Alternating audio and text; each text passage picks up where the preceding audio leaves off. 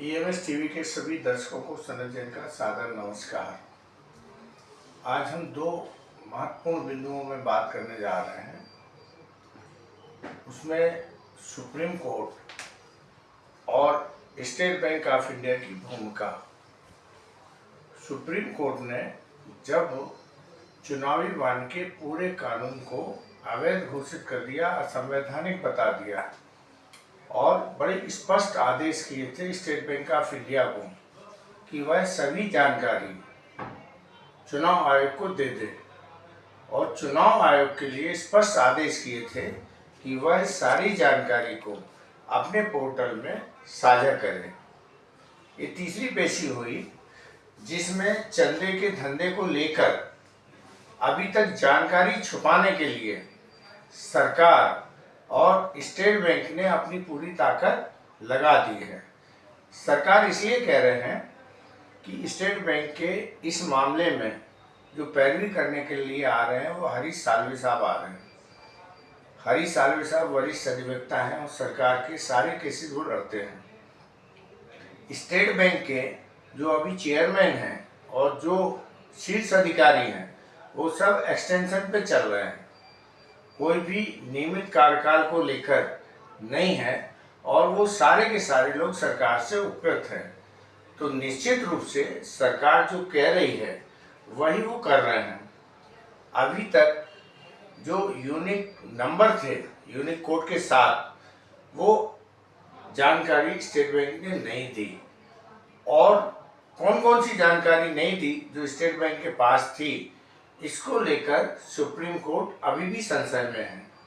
1 माह से ज़्यादा का समय होने जा रहा है जब चुनावी बॉन्ड को लेकर सुप्रीम कोर्ट का फैसला आ चुका है, और उसके बाद भी अभी जानकारी साझा नहीं की जा रही है, जिसको लेकर पूरे देश और दुनिया में सुप्रीम कोर्ट की साख भी अब लगता है कि दांव पर लग गई है कि भारत सरकार सुप्रीम कोर्ट के आदेश को नहीं मानने के लिए ऐसा लगता है कि वो तरह तरह के हथकंडे अपना रही है। सुप्रीम कोर्ट की ऑर्डर का कंप्लायंस नहीं हो, इसके लिए फिक्की जैसी संस्था जिसके करीब 7 लाख सदस्य हैं, वो भी सुप्रीम कोर्ट में याचिका लेकर आ जाते हैं कि इसकी जानकारी उजागर नहीं की जाए। और जो कानून बना था उसमें हम लोगों को ये कहा गया था कि इसकी जानकारी सार्वजनिक नहीं होगी, तो सुप्रीम कोर्ट अपने आदेश पर पुनर्विचार करे।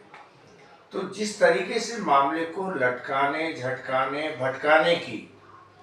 प्रक्रिया हो रही है, उससे सुप्रीम कोर्ट और नाराज हो रही है। अब सुप्रीम कोर्ट ने स्पष्ट रूप से कह दिया है कि भाई आप उसको बट किंतु परंतु कहीं मत लगाएं। हमने ये कहा है कि चुनावी बॉन्ड से संबंधित जो भी जानकारी जिस रूप में भी स्टेट बैंक के पास है, वो एक अमुक तारीख तक हर हालत में चुनाव आयोग को दे दे। और चुनाव आयोग को भी सुप्रीम कोर्ट ने स्पष्ट आदेश किए हैं कि इसकी सारी जानकारी आप पोर्टल पर डालकर इसको सबको उपलब्ध करा दें। सारी जो याचिकाएं लगाई गई थी उसको सुप्रीम कोर्ट ने सुनने से, मानने से इनकार कर दिया है, क्योंकि उनके निर्णय को दिए हुए 1 माह से ऊपर हो चुका है और उसको लेकर अब कोई चुनौती 5 सदस्यों की संविधान पीठ में नहीं दी जानी चाहिए। अब हो क्या रहा है कि इसको लेकर जिस तरीके की स्थितियां बन रही हैं कि स्टेट बैंक तरह तरह से, जो अभी तक की 3 सुनवाई में वो हरीश साल्वे साहब ने बैंक का पक्ष रखते हुए कहा कि सुप्रीम कोर्ट ने ये कहा था या हम एक जानकारी देंगे, और लगातार विलंब किया जा रहा था। तो पूर्व में अभी तक जितने भी केसेस आए हैं, तो सुप्रीम कोर्ट के किसी भी आदेश को जिसे सरकार नहीं मानना चाहती है, उसको इसी तरीके से कानूनों की विभिन्न याचिकाओं में लटका के, पटका के और उनको एक हिसाब से नेस्तनाबूद करने का काम सरकार करती रही है। लेकिन चुनावी बॉन्ड को लेकर सुप्रीम कोर्ट की 5 जजों की संविधान पीठ ने जो रुख अख्तियार किया है, उनका कहना यह है कि इसकी जानकारी सामने आनी ही चाहिए ताकि चुनाव की पारदर्शिता बनी रहे और लोकतंत्र का मुख्य आधार ही चुनावी निष्पक्षता है। तो इस मामले में सुप्रीम कोर्ट की जो संवैधानिक पीठ है वो अब ज़्यादा सजग है और वो स्टेट बैंक और सरकार को ऐसा कोई मौका देने के लिए तैयार नहीं है जिसके कारण लोकतंत्र कमज़ोर हो और जिसमें मतदाता अपनी सरकार का चयन करता है वो निष्पक्ष और अच्छे तरीके से होना चाहिए। चंडीगढ़ चुनाव के दौरान जो कुछ हुआ था उसमें चुनाव आयोग की जो भूमिका थी और सरकार की जो भूमिका थी उसको लेकर कहीं ना कहीं सुप्रीम कोर्ट के मन में भी ये है कि यदि ये चुनावी बॉन्ड से संबंधित जानकारी उजागर नहीं हुई और राजनीतिक दलों के और चुनाव आयोग के बीच में यदि इसी तरीके का घालमेल चलता रहा तो फिर लोकतंत्र को सुरक्षित रख पाना मुश्किल होगा। इसको ध्यान में रखते हुए अब हरीश साल्वे सरी के वरिष्ठ वकील को, जिनके बारे में ये कहा जाता है कि वो जो बोलते हैं वो एक हिसाब से सरकार जो चाहती है उसको अदालत को बताने का काम करते हैं, लेकिन इस बार सुप्रीम कोर्ट की जो बेंच है वो सरकार के दबाव में भी इस मामले में आती हुई दिख नहीं रही है